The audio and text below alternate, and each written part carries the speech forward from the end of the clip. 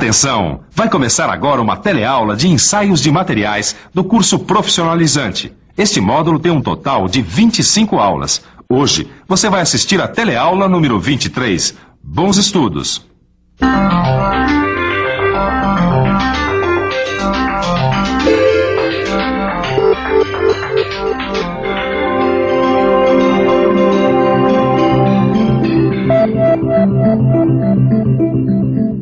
Eu tenho certeza que você já tirou uma chapa do pulmão para o trabalho ou para a escola. Agora, você já parou para olhar e tentar entender o que está demonstrado na radiografia?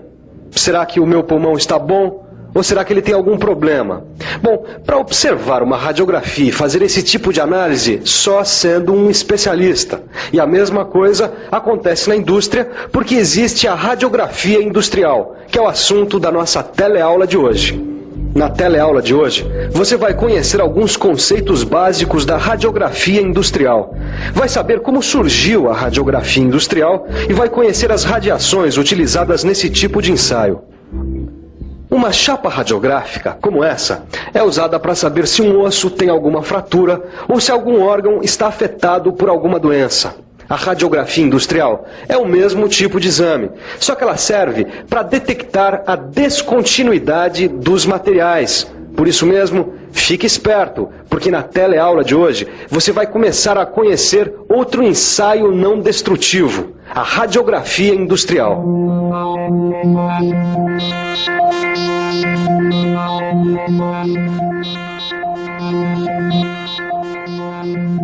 E aí, Ed? E aí, Nilza, tudo bom? Tudo. Olha, Ed, eu acho que você vai ter que pilotar o kart na próxima corrida, viu? O que aconteceu?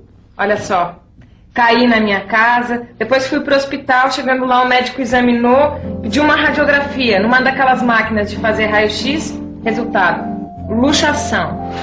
Ainda bem que não quebrou nenhum osso, hein? Sabe que essa história da radiografia na sua mão me fez lembrar daquele caso? É? Do que você tá falando?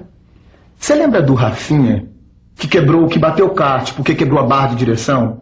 Então, existia um problema interno que foi impossível detectar com um exame simples. Então a barra de direção teve que passar por um ensaio por radiografia. Ed, eu acho que você pirou. Não, Nilson, o que eu estou querendo dizer é que a radiografia industrial utiliza o mesmo princípio da radiografia dos hospitais.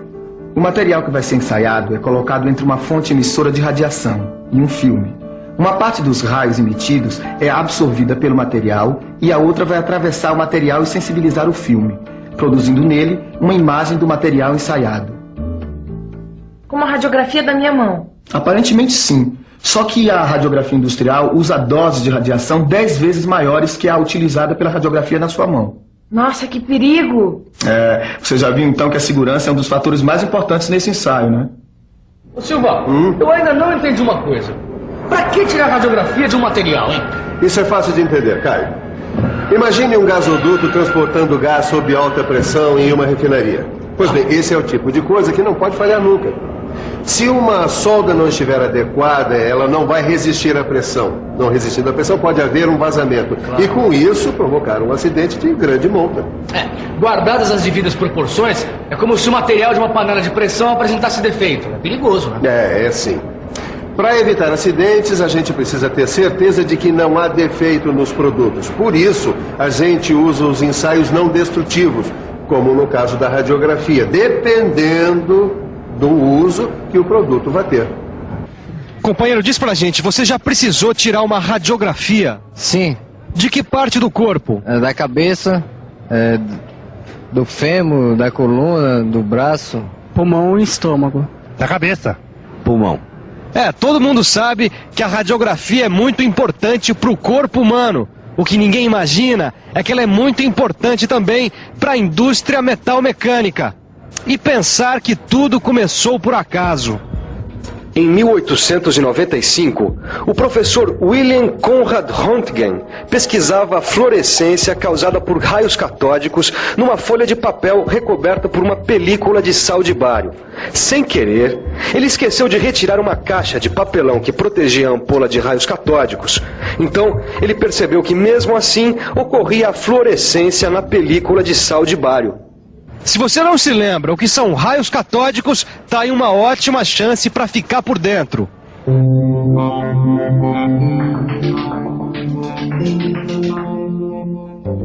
Os raios catódicos são um feixe de elétrons que partem do cátodo, acelerados em alta velocidade por uma fonte externa de alta tensão, em direção a um alvo chamado ânodo. O que o professor Roentgen descobriu é que algum tipo de raio até então desconhecido ultrapassava uma caixa de papelão como essa, atingindo o papel, e que além dos raios catódicos, essa ampola emitia um outro tipo de raio.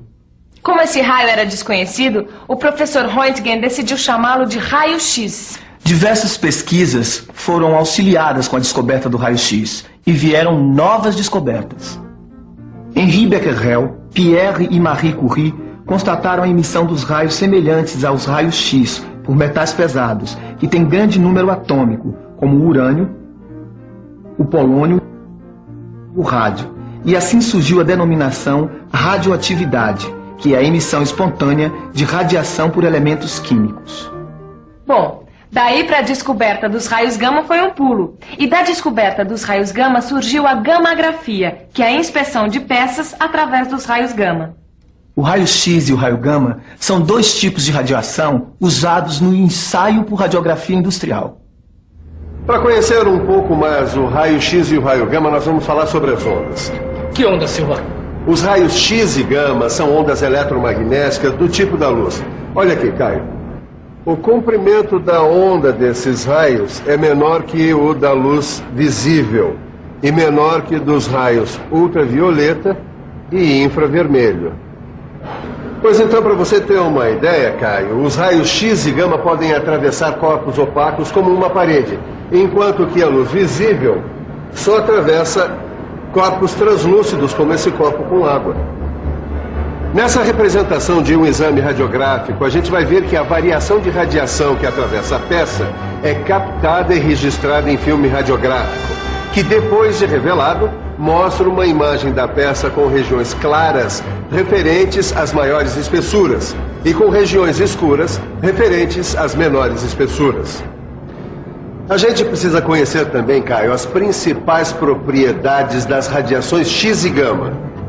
Os raios X e gama se propagam em linha reta com a mesma velocidade da luz. Produzem luz em substâncias fluorescentes e provocam o escurecimento do filme fotográfico. Além disso, eles tornam o ar e outros gases condutores de eletricidade. São mais absorvidos pelos elementos pesados, não são desviados por campos magnéticos, possuem vários comprimentos de ondas e, principalmente, causam danos às células do corpo humano e modificações genéticas, né? A gente veio até essa clínica de radiologia para saber que cuidados o pessoal toma para não ficar exposto à radioatividade. Vamos conversar com o Roberto, que é técnico no assunto. Roberto, que cuidados você toma para se proteger da radioatividade?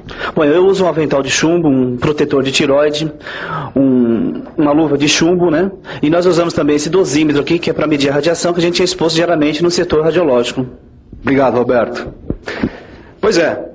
Na radiografia industrial, o cuidado tem que ser redobrado porque as doses de radioatividade são ainda maiores. Por isso, é importante a gente conhecer a geração do raio-x. O átomo é constituído de núcleo, com seus prótons e nêutrons, mais a eletrosfera.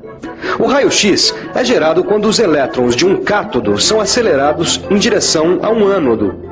Esses elétrons penetram na eletrosfera do metal do ânodo, causando sua instabilidade com grande liberação de calor e de ondas eletromagnéticas, que são os raios-x. Este é o tubo de Coolidge, um dispositivo usado para gerar raios-x. Ele é composto de uma ampola de vidro com alto vácuo que contém um cátodo feito de um filamento aquecido e um ânodo feito de um metal com alto ponto de fusão.